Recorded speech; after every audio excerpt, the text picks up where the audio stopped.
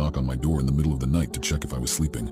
I texted my parents with my concerns and they said to just wait it out and see what would happen, and maybe I would make some friends in my classes. Annie wasn't in the same classes as me, which I was sort of glad about, to be honest.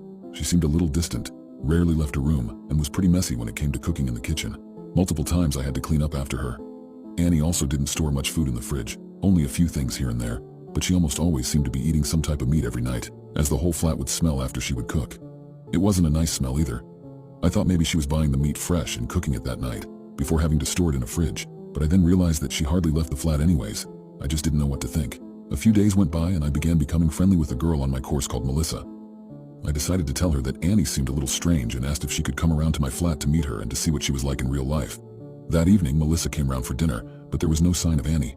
We were thinking she was in her room, although she was eerily quiet. Sure enough, at around 11 p.m., Annie emerged from her room. Melissa and I were sitting in the living room when we heard Annie's door open and her